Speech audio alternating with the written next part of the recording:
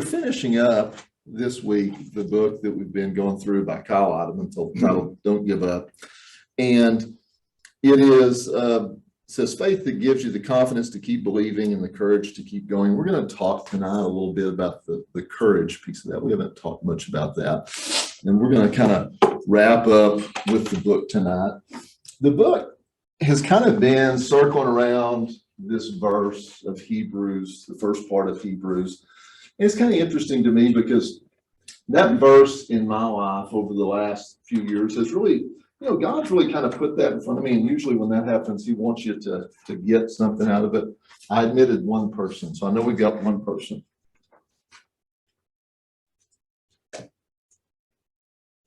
Thank you for checking. About 4 years ago, my daughter was a senior, and we did a group of devotionals that parents would do monthly to it was kind of geared around helping them as they were going to go out into the world and whatever it was as a parent that you kind of wanted to impart on your kids. And we used this verse as kind of that central theme. Then a year later, my father passed away, and I was doing his funeral, and we talked about this verse. And I think it kind of comes up in a lot of funerals when people pass away, this concept of running a race. And then a couple of years ago in small group on a Sunday night, we were all just sitting around talking and just saying, what's your favorite verse? Just kind of going through that. And I mentioned this verse, and we talked about it for quite a while. And it ended up being what we decided to do for Camp Following as the theme last year. And so it's just kind of seems like coming around. So I think there's something maybe God's trying to teach me there. And as I was reading the book to prepare for this, it's kind of interesting. You can go through scripture over and over and over and over again, and then you find something new that you never knew, even though you'd been through it 50 times. And so it was kind of interesting for me going through the book, and we'll read it. It says, therefore, since we're surrounded by such a great cloud of witnesses, let us throw off everything that hinders and the sin that so easily entangles, and let us run with perseverance the race marked out for us, fixing our eyes on Jesus, the pioneer and perfecter of our faith. For the joy set before him, he endured the cross, scorning its shame, and sat down at the right hand of the throne of God. And, I bet I've read that 1,000 times. But I didn't know until I read the book that this word race that's used in there, the Greek word for race is actually agon or agon. I don't know exactly how it's pronounced, which is, of course, the word that we get agony from. And as I was reading that, I thought about the first or second week we were talking, and Peter made the comment. He said, God never promised this was going to be easy. There's nowhere in scripture where you find this is going to be a nice, easy little time and everything's going to be pleasant. And so it kind of hit home with me. And then the other thing that I noticed was just the language, the race that's marked out for us. And I'll ask you a question. When you think of our lives as a race, is it marked out for us? Do we control that race, or is it marked out for us? What do you think? I've always tended to believe, probably like all you guys, I'm going to make good choices, and that's going to take me down a better path, right? I'm in control somewhat of my life. I like to think that. But yet, everybody in here, if we were in complete control, why do we have the challenges that come into our lives? Why do we have these valleys that our lives go through? Because we're not choosing those. I mean, sometimes we make bad choices that get us there, but sometimes things just happen. This race that's marked out for us is not a little fun run. It's not a little, go out in the park and jog around. It's a long race, and everybody in this room is going to have some peaks and valleys through that race at different points. And it kind of frustrates me because, why doesn't God just give it? God could give us a smooth, easy, downhill race, cool breeze at your back. Why doesn't he give us that? We wouldn't know it's good if we didn't have anything to compare to. Yeah, that's all we had.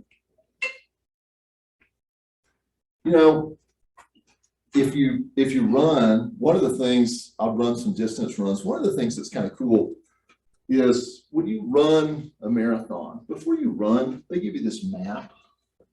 and it tells you everything. There's an elevation chart, so you know where the hills are and where the valleys are. You know where it's going to be hard. You know where they're going to put up an aid station. Here's where the Gatorade's going to be. So it's this long, hard race that's in front of you, but you kind of know what's coming, right? And so if you know what's coming, life's pretty good. But in our life, we don't know when those valleys are going to come, when the hard times in life are going to come, do we? They just kind of happen, and we've got to deal with them when they happen. So kind of the age-old question is, why does God allow us to go through these things? You know, again, why is it not just this downhill, easy, smooth run? And, you know, you could spend a lot of time on that question. And everybody in here's probably got some thoughts. I want to share something I learned, and you may agree with it or disagree with it. But I went back to it a lot when I've asked this question. And it is, I learned it was something that happened to me when I was about 13 or 14 years old. I lived out in the country and I worked out on a farm. And when I was a freshman in high school, I got a job for a gentleman that worked on a ranch. And one of my jobs was I would go to this farm. He had about 200 sheep. I would let the sheep out in the morning. I would feed them. I'd water them, put them back up in the afternoon. We had a bunch of coyotes, so we tried to keep the coyotes away and round them up. And it was years later when I thought, I was a shepherd. I mean, that's got to count, right? You had 200 head of sheep. Yeah, I was kind of a shepherd. I was kind of feeling proud of myself when I found that out. And it never dawned on me at the time. But it was kind of interesting because the gentleman, the old farmer that ran this farm, this is going to sound gross, bear with me, I promise it gets better. Every Wednesday for 4 years, freshman through senior year, I would go up. And the old farmer that owned this ranch was a multimillionaire. He didn't have a high school education, but he was one of the wisest men I ever met.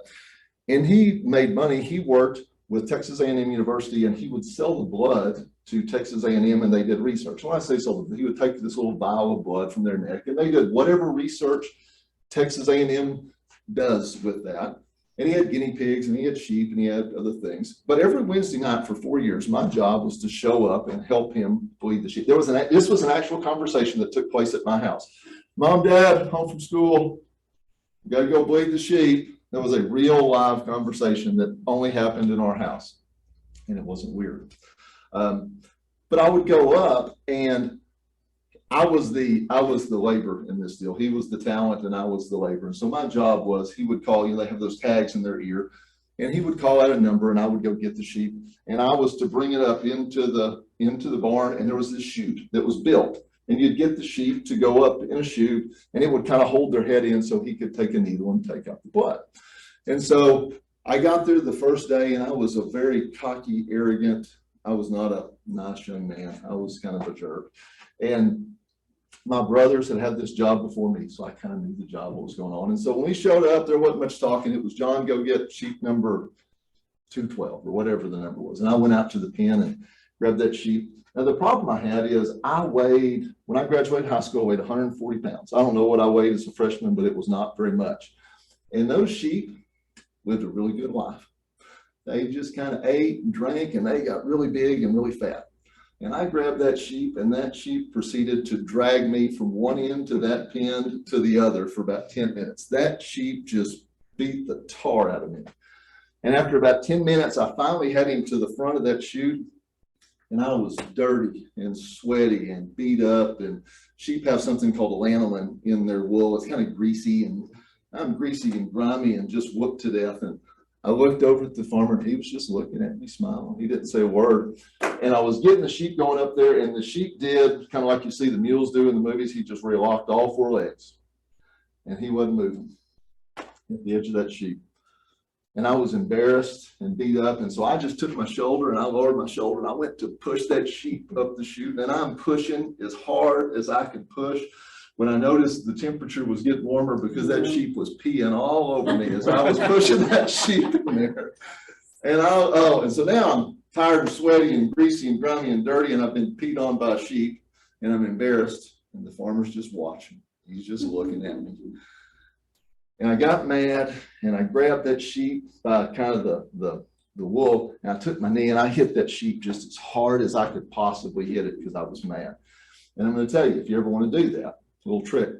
if you do that, there's a good chance that sheep's going to kick really hard back up. And if you're a boy of a certain age, that sheep may kick you where you don't want to be kicked. And that sheep got me dead on. And when it did, I just went down to my knees. And he was lucky the thing didn't kick again, because he'd have knocked all my teeth out if he'd have kicked me again, because I was just on my knees behind it when, kind of as the last act of showing me who was in charge of the sheep, then decided it'd be time to take a poop. And so get the picture. John's worn out, dusty, dirty, greasy, grimy. I've been peed on, I've been pooped on, and I've been kicked. Things were not going my way. And I kind of gathered myself the best I could. Farmer's just watching. He's just looking at me. And I don't know how. I finally managed to get the sheep up in there, and it took him about 30 seconds, and he got his job and said, all right, next one, and called it out. And I'm walking back out there, and he stopped me. He said, now, John, I don't want to tell you what to do. But you know, there's a better way to do this. And if you'd like, it's completely up to you, but if you'd like, I'd be happy to come show you how to do that. Well, folks, he had my full and complete attention. And all I could do is say, yes, sir, that'd be great if you could. And that old little farmer walked out there, and it took him about 30 seconds to do what I had been battling for 15 minutes with. Because as most things in life, there's a right way and a wrong way. If you know what you're doing, it works better. And I tell you that story because of this. And I'm sincere when I say that. He could have told me that when I showed up, and I wouldn't have listened to him because I was too full of myself. But I think in life, we've got a tendency at those times when we've been humbled a little bit, those times when we're kind of in that valley, we tend to listen a little bit better, I think. And I think that works in our Christian life as well.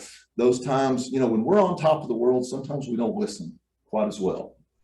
But when we're in the valley, we tend to listen. In the book, Kyle Idleman mentions Kierkegaard quite a bit. You've heard Dewey talk about it. One of the quotes from Kierkegaard that I thought was good, he said, in moments of deep despair, you can discover God's power and presence in a way you've never experienced before. What do y'all think about that quote?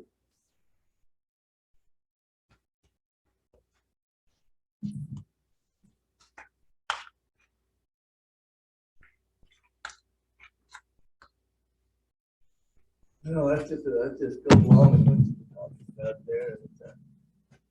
Perk up a little bit more and listen after you had a little bit of experience with something, you know. I think for most of us, I think our tendency is pride and arrogance, and we want to do things ourselves. And I think in those valleys, we tend to listen. And I think that's where our relationship with God can grow, even though that's not where we want it to grow. We don't want to be in that space. But there's an opportunity there when we look, you know, several times we've referenced back to Hebrews chapter 11 and kind of the heroes of faith. And when you look through that list, and my wife and I were sitting at the bar eating dinner last night and just kind of going through the list of the people, and we thought, how many of those people went through that valley before they came out and their faith grew because of the challenges? And some of them self-inflicted, right? We do that to ourselves quite a bit, self-inflicted challenges that we put in our lives. But a lot of those people that we look to as those heroes of faith had to go through that valley before that relationship became what it eventually became with God. Yes, sir. I was in where I am in, an age bracket that's been given a lot of different knocks for different things, but somewhere back about 50, 60 years ago, when people started wearing t-shirts. Before that, people didn't wear t-shirts. They all had to wear, but when the t-shirt, there was one of the ones that made the most money. If you can finish it for me. On the front, it said, no pain. Oh, no pain, no gain. And the back was. Yep. And it's just exactly true. Mm-hmm. You know, in all aspects of our life, there's going to be pain. And I guess the last thing I'll refer to and keep quiet the rest of the time. My second or third favorite movie okay, has Leslie, okay, in that movie about, what's his name? Name of the movie? Oh, yeah. Come on, Jack, you don't in need it again. Princess Bride. Oh, yeah, that's one of our favorite, yeah. Princess Bride, she's, you know, Yeah. she's whining and everything, and they're having to fight. And he says, you know, life is pain. Anyone who says different is selling something. And so all of those, you know, all of those people had pain. They did. They just learned to deal with it with God's help. So really the book, Don't Give Up. So the question that kind of brings us to in life, I guess, is, so where do you find the courage and the faith when your life goes through that valley? That's really the primary focus of the book. Where do we find that when we get to that place? Because again, the map isn't drawn out for you, and we don't know when we go through the valleys, and you don't know how long you're going to be in that valley. Right? When you're in it, you can't see the other side, and it's hard sometimes. So where do we find courage and faith when we're in the middle of fear? I mean, I think that's a good question. Kyle Idleman had a really interesting quote. He said, "Our courage is only as real as our confidence." What do you think about that? Our courage is only as real as our confidence. It's kind of an interesting quote. Then the question I had is, okay, so where's our confidence coming from? Where does that come from? And if you think back to that picture we just said, the kid scared of the dark, right? If you go to that child and say, "Don't be scared, buck up, man," have you really changed his courage or his confidence? You're not. As a parent, if you go in and say, "Hey, I'm going to be in the next room," it'll be good. We'll check under the bed. Maybe I'll stay here. However, we all handle that, because at some point in our life, most of us had that kid that was scared of the dark at some point. Does that change the confidence? I think maybe it does, but it really stems from the fact our confidence generally is coming from others. And a lot of times we look at our leaders for confidence, maybe not political. We're not going to get into political discussion, but certainly children kind of tend to look to adults. I mean, they look at the adults, and that's where they gain their confidence and self-worth, which I think creates some of the courage that our children have. That comes from those adults that surround them. Players tend to look at coaches, or the old saying, "That player run through a brick wall for him." Well, what it really means is that player believes in the coach, and he has courage to do whatever the coach is telling him to do because he believes in it. He has confidence. We just finished Memorial Day. Soldiers, tend to look to their commanders, and they gain their courage and confidence from them. I think we look to our leaders for that confidence to create that courage. But mostly, we kind of tend to look at ourselves. Let me kind of walk through what I mean with that. And I don't want to be the old guy beating on the younger generation, because believe me, my generation has all kinds of warts that we have to work through. But I think it's especially true now in the social media age, where it is, I need to be liked and I need to be affirmed, and I need you to tell me over and over, "You're good, you're good, you're good." And you gain this self-confidence of some sort from yourself.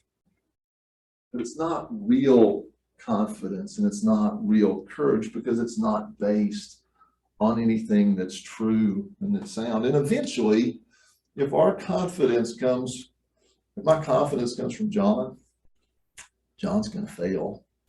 We're all going to fail at some point in our life. We can, that man, just if you can dream it, you can achieve it. If you can do this, I'm not, I want my kids to have confidence. I want them to believe in themselves, but their source of confidence needs to be beyond them. And this has gone back for a while. If you go back to my generation, anybody remember this guy? Anybody remember him? Saturday Night Live, Stuart Smalley. He did these skits on Saturday Night Live, and he was constantly kind of doing the pep talk. Remember his? "I'm good enough. I'm smart enough, and doggone it, people like me." We got to pump ourselves up. We're really special because we don't believe in ourselves, right? Has anybody ever said, Peter, you're one in a million? You ever heard that? No, that's not true. Peter's actually one, I think, and somebody can correct me if you know the number, 1 in 7.9 billion. That's how many people are on the planet right now. You're 1 in 7.9 billion. Let me tell you, so you're special. You want to tell you something else? So is John. So are you. So are you. So are you. We're all 1 in 7.9 billion. We're all special. But that doesn't make me that doesn't give me any greater ability to get through challenges than it gets anybody else. There was a survey that was referenced in the book that was interesting. It was on some dating site. They didn't say which one. The women did really well on the survey. Us men did exactly the way you would expect men to do. And the question they asked was this: do you consider yourself a genius? That was the question. Women did fine.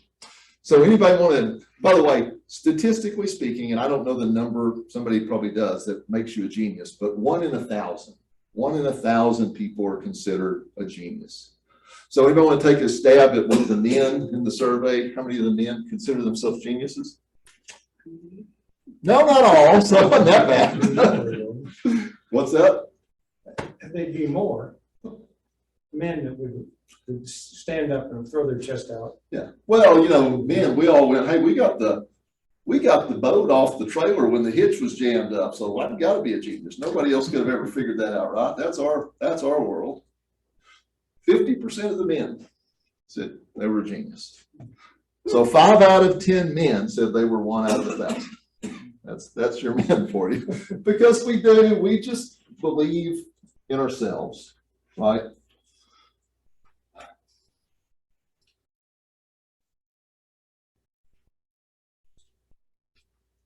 Oops, backwards, didn't I?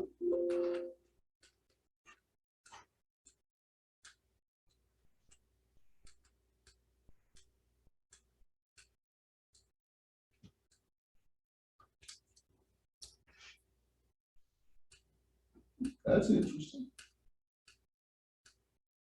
Okay. Hebrews, when you go through the book of Hebrews, it repeatedly, and it's kind of interesting, I never knew till I was going through it. Hebrews mentions that word courage. When you go through chapters 10 through 13, that word courage is mentioned a lot. And I didn't do a word count, somebody here may know, but they talk about courage a lot and where that courage comes from. And they make the case that it's not coming from us. If you go to Hebrews 10:19, therefore, brothers and sisters, since we have a confidence to enter the most holy place by the blood of Jesus, we've all read that. But if you're somebody in that time and you hear those words, what's that mean to you? What's the message coming out of that verse? Brothers and sisters, we have a confidence to enter the most holy place by the blood of Jesus. What's he mean talking about entering the most holy place?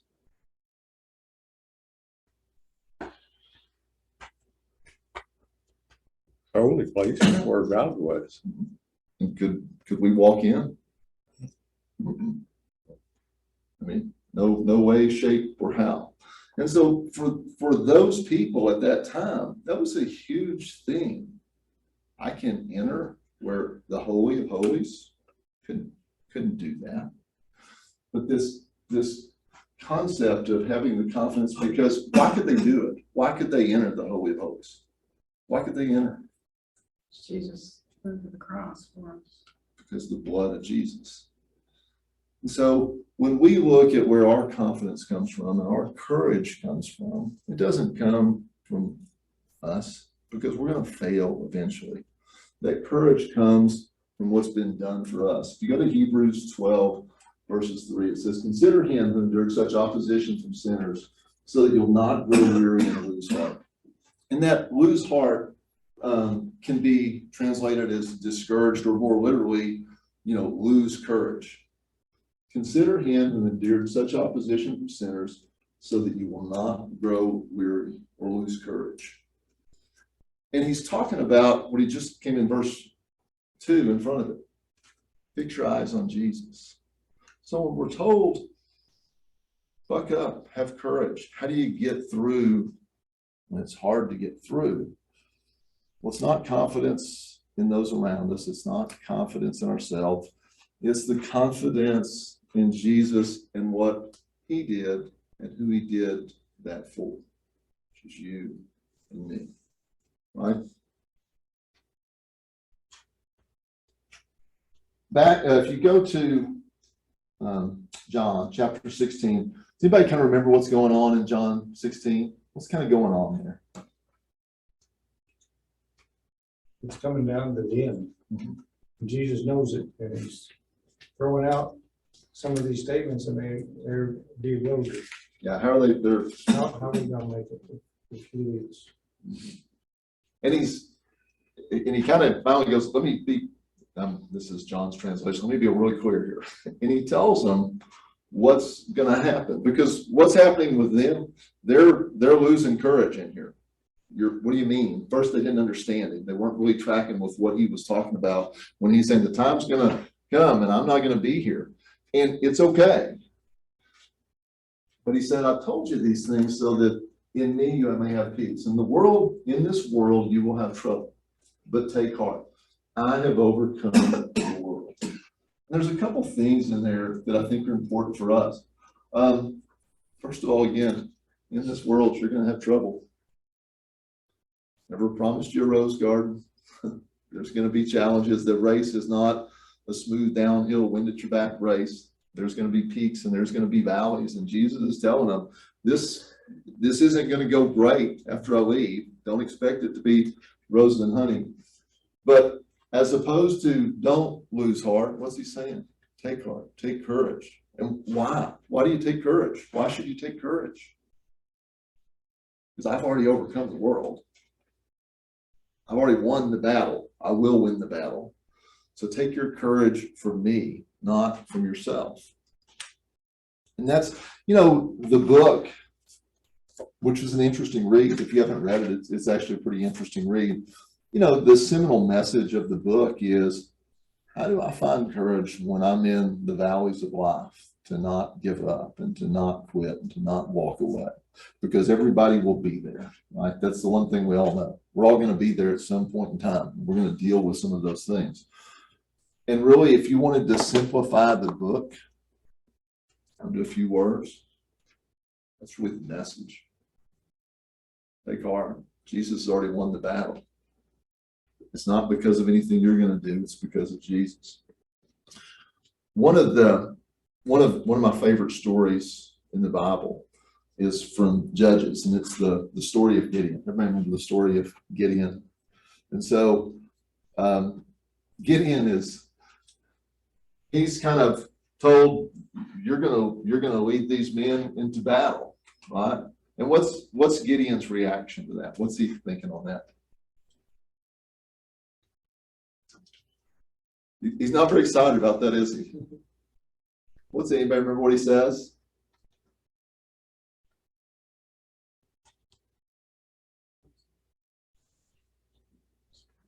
Gideon's like, again, this is the John. God, you've got he kind of goes Moses. God, you've got the wrong guy, right? I'm the weakest of a weak tribe. I'm not, he starts he's trying to barter with God a little bit. I'm not the guy for this job. You've probably made a mistake and I'm not the guy. And then he actually kind of tests God a couple times to say, all right, if you're really, really sure, and he does the wool where it's got if it doesn't get damp and then the floor doesn't get damp and he kind of tests him, and actually God kind of plays along. But then he compels Gideon to lead these men into battle. And Gideon is like a lot of us sometimes, like me. God, you've got the wrong guy. I'm not the guy to lead us through this. I'm not strong enough. And that's where Gideon's at. And if you go to Judges 6:16, this is kind of the answer that changes everything for him. Because the Lord answered, and it's 5 words.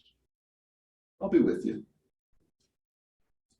And he goes on and says, I'll be with you. And you'll strike down all the Midianites leaving them. But the message is pretty simple, right? Gideon, it's okay, because this isn't about you. This is about me. And remember, he goes on and he gathers how many, 30,000, I mean, he got a huge army, 32,000, 30,000, some big army. And remember, what's God do? Yeah, he says, that's too many. That's too many. They're gonna think it's because of the army. And so he cuts it down, and what's he end up going with? 300. And think about the process where God says, anybody that's scared, go home. Yeah, they go, I'm out. I be gone. Glad you can make it without me. Yeah. But it really comes down to Gideon going, hey, I'm with you. And I think this is such a great message for our lives, because John's not great, but I don't like to brag, but I'm gonna brag just a little bit. I don't know if, because I love sports and I'm a sports guy. I don't know if you guys know this or not, but did you know if you go Troy Aikman, ever heard of that guy, quarterback, and Ben Roethlisberger, heard of him, quarterbacks? Between the two of them, they've won 6 Super Bowls. If you take John Farnsley and Tom Brady, we've won 7. Did you know that? So Tom and I are better than Troy and Ben, technically. And that's kind of John's success with God too. John by himself does a pretty poor job. John messes up a lot of stuff. But John plus God is pretty good. And that's where God wants us to be. It's not you, it's us together.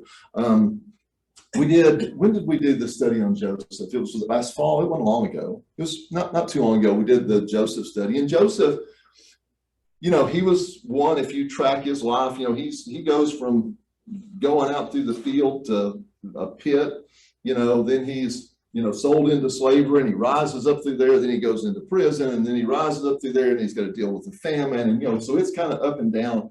But what was the kind of central theme through Joseph as we went through it? God was with Joseph, right? It was that same message. And Joseph, I think, fits into this model so well, because he had all these trials that he didn't see coming, that he didn't really cause, maybe some, but he didn't really cause, and he had to deal with. And he always rose above. And it wasn't really about Joseph. It was about Joseph and God rising above those things.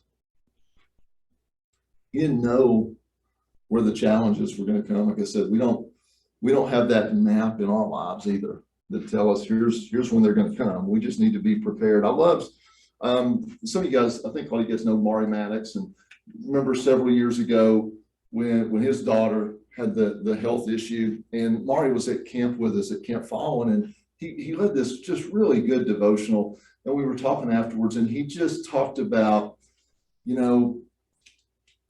I wanted to know where to lean on before tragedy ever struck, before I hit the valley. It's important to do that before. And most people, or a lot of people, it's when tragedy strikes or when you're in that valley. Now you're looking for the answers, and it's hard when you're in that spot.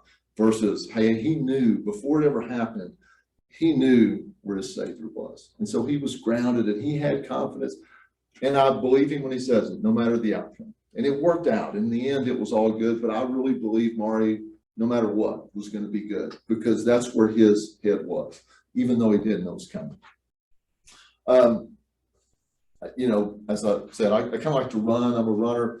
And there is a place, the Boston Marathon is probably one of the most famous marathons. And there's a hill, and it's at about mile 18 or 19, the Boston Marathon.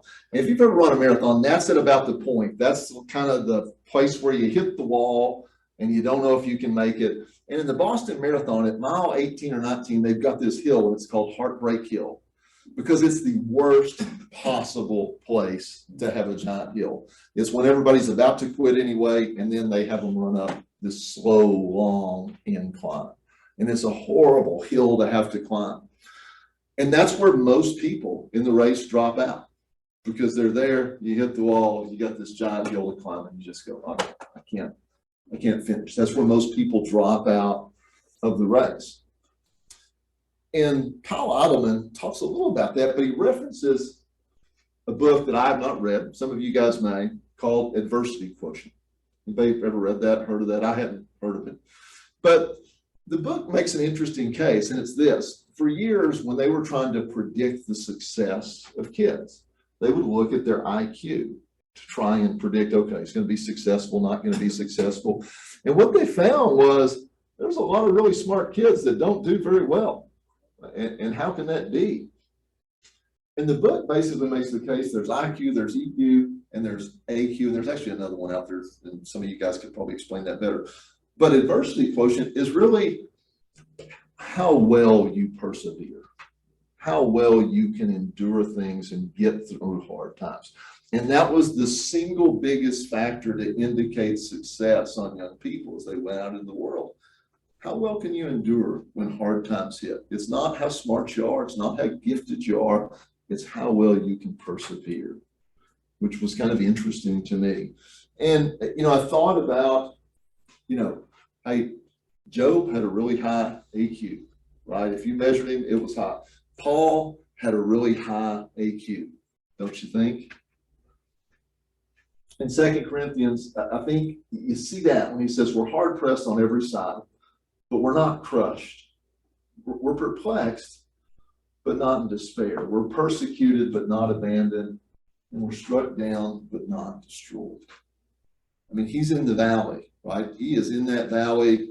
He is, in Heartbreak Hill and still perseveres. You see that in Paul. And one of the things that's kind of, again, interesting that I learned in the book, you can translate, and I don't remember which translation it is, the New Living, one of the translations on verse 9 is translated as, we get knocked down and we get up again and we keep fighting.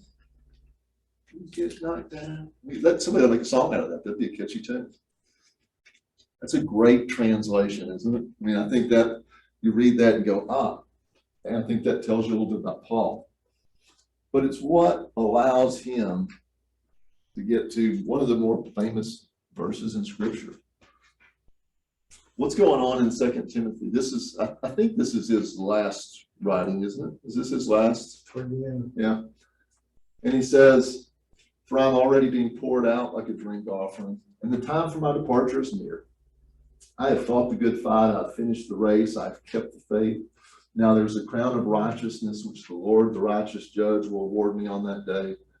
And not only to me, but also to all who have longed for his appearing.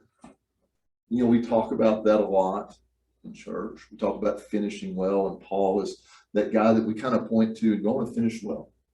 Paul finished well, right? So I want to read you something. And it's from the epilogue. And I was sitting with Misty last night. I said, I don't know if I'll read this or not. This may go down a bad trail. But she goes, no, you're good. I want to read the first couple of paragraphs of the epilogue of the book. So I'm curious what you guys think about this. He says, I want to make a statement that may seem a little, morbid. At least it's not the kind of thing often said out loud. I even Googled this sentence because I wondered if anyone had ever said it before. I didn't get many hits. While it may not be said out loud, I'm sure I'm not the only one who's ever thought it. So here it is.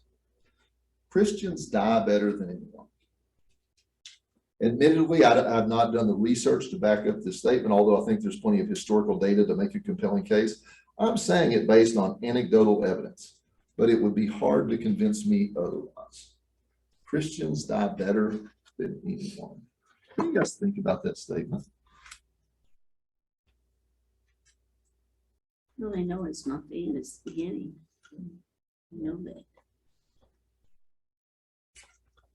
I was just a few weeks ago, I went to a funeral, and it was a gentleman, and it was so cool. I'd only known him for a few years, but the first time I met him, we were in a meeting at one of the biggest buildings. It was a big corporate, think big corporate glass building, suit tie guys in the building.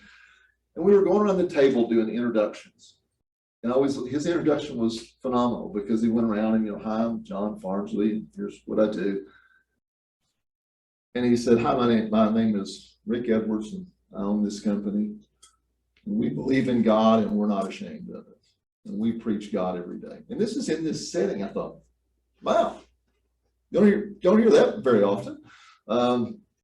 We had the meeting, and it always stuck out to me. And he suddenly, unexpectedly, and he's my age, he's, passed away. And so I went to his funeral. It's in a little town called Marble Falls. And the entire auditorium, they did it, was filled up. I don't know how many people, it's more people than you can imagine. And it was, this sounds terrible, but I hope it was one of the most uplifting funerals, just person after person after person took the stage. And they were kind of poking fun. One of the guys that came up at his church said, Rick was not a great singer, but he'd lead singing anytime you needed. He said, Rick wasn't a great teacher, but if you needed somebody to teach, Rick would teach. And Rick wasn't fabulous in the children's ministry, but if you needed anybody, he'd step in. He said, what Rick was good at? He was good at anything anybody needed. He would just go do it. That was his gift. But at that funeral, I thought, wow, what a great life he had. And I read that verse, and as soon as I read that, I thought about Rick and that funeral, because there is hope, and you do know there's something better on the other side of that. We go back to kind of where we started, which is Hebrews 2. I'm not going to read it again, but I kind of started with, you read verses over and over and you take a little something out of it. And if you go back to the first week when Dewey talked to us, he talked about the first verse. Therefore, since we're surrounded by such a great cloud of witnesses, and he talked about kind of a couple ways to look at this, that cloud of witnesses. It's kind of encouraging for these people that had gone before you. And then he talks about more of a fog, where it's a surrounding, you're surrounded and encompassed by these great cloud of witnesses. John has had a third weird theory that I thought was just mine, but actually it was in the book. So because it was in somebody else's book, I'm going to toss out, and you don't have to agree with this, but just maybe a different way to think about that verse. As I said, I love track and I love running. When I was a kid, I loved track. And my favorite race was the mile relay. If you're track people, the last race of the day is the mile relay, and there's a big crowd, people are yelling. And inevitably what happens, and everybody runs one lap, hand a baton, you run a mile. And the first person that leads off will run, and he's going to hand that baton off. And if you watch them, it's always the same. They die for a minute, they kind of get up, and they start walking back down the straightaway, because about that time the second guy's coming, and they'll start cheering for that second guy coming down, and it repeats itself. The second guy does that, and then both of them walk down and they start cheering for the third guy, and then the third guy gets, and all three of them will walk down and they're cheering for the fourth guy. And I don't know, I've always had this image of this cloud of witnesses in this race as more of a relay race, where it's not these people that have just come before us, but it's the people that have run the race and handed that baton of faith off to generation after generation after generation, almost walking back down the line and cheering for us as we're trying to finish our own race. Because they're invested.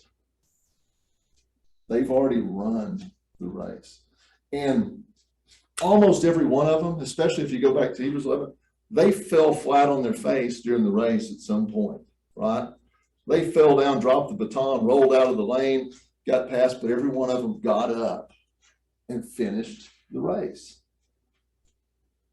And I think that's such an encouragement.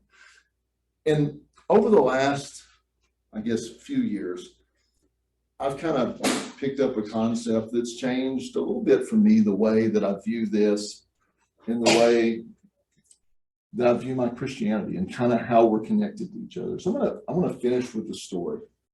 How many of you have ever heard of the butterfly effect?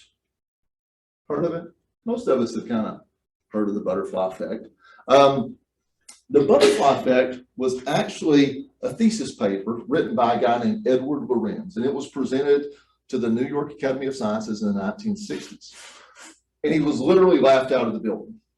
So his thesis said that a butterfly could flap its wings on one side of the planet, and it would take molecules of air, and it would move molecules of air, which would touch other molecules of air, which could touch other molecules of air, which eventually would create a hurricane, or could create a hurricane on the other side of the planet.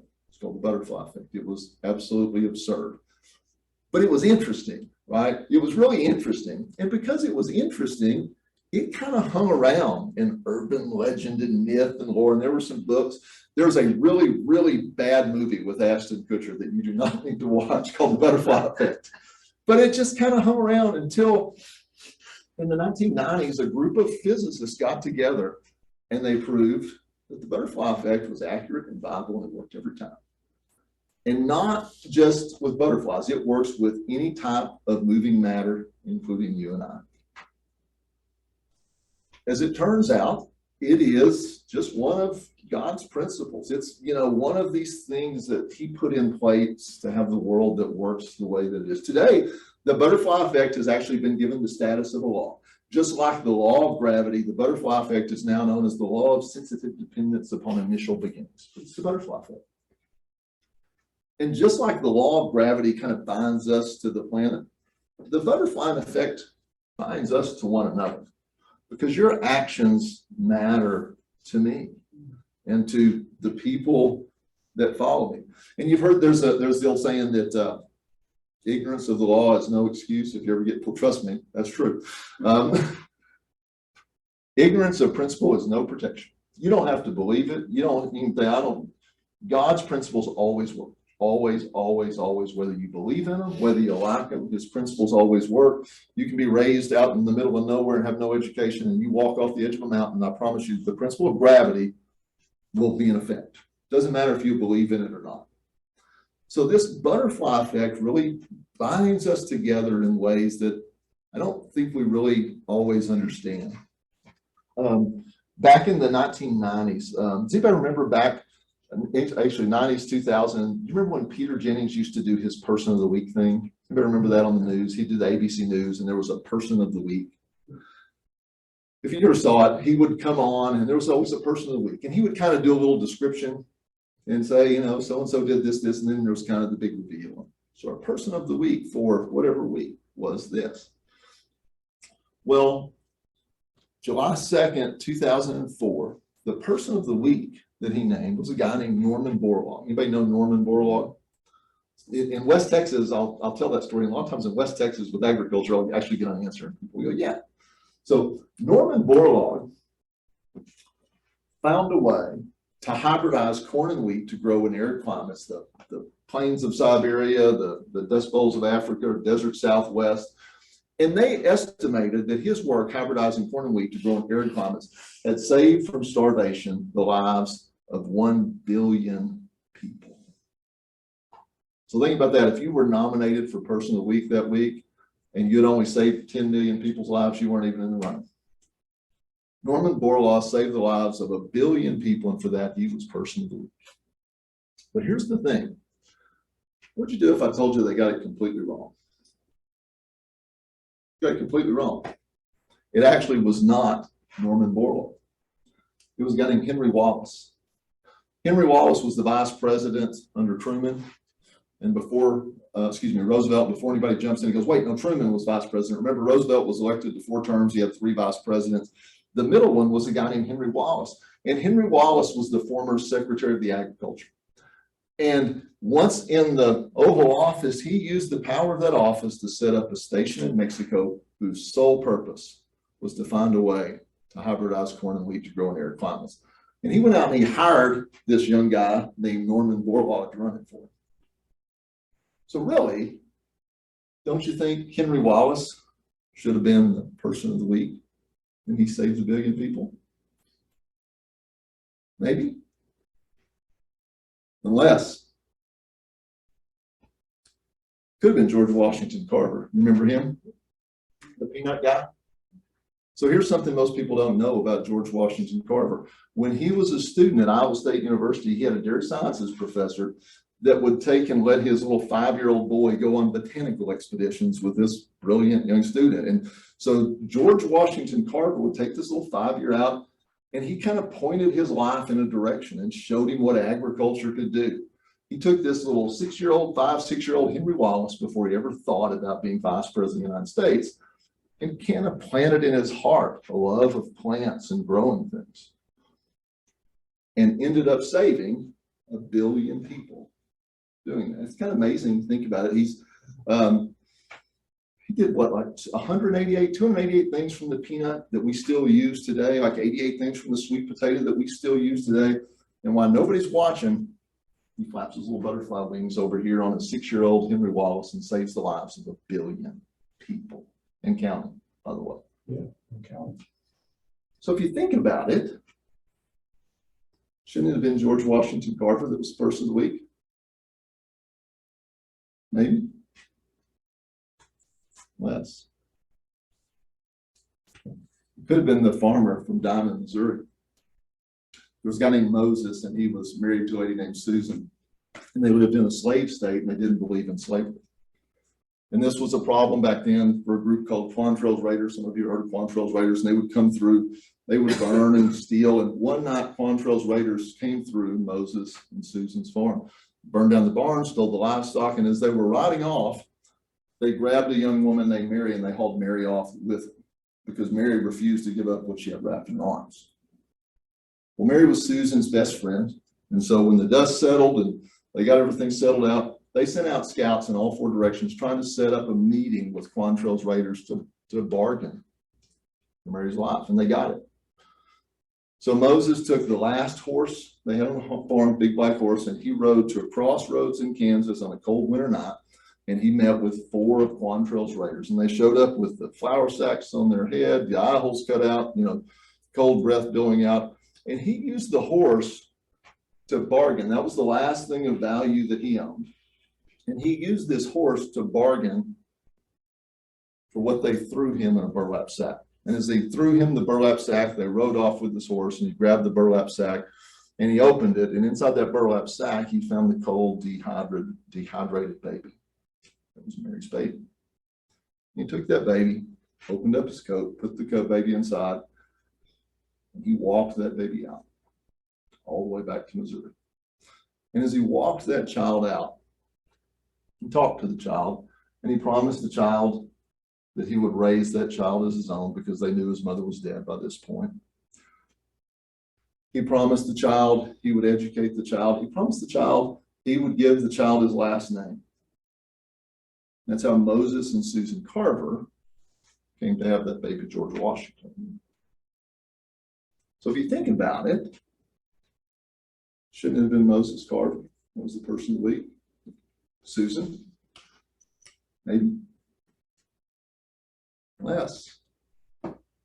You guys get it, right? How far back could we go to figure out who did what little action that actually ended up saving the lives of 1 billion people? How far forward could we go in your life, my life? There are generations of people that you will never know. You'll never meet them. And they're going to be influenced by what you do. And it's not John's theory. It's God's principle. That's the way he made us. And I really believe that's why one of the reasons he made church the way it is, because he knew our actions are going to impact each other. We're tied to one another. So as we go forward, this concept of running the race that we hear in Hebrews 12, 1 and 2 kind of takes on a different meaning for me when I think of it as a relay race, if you will.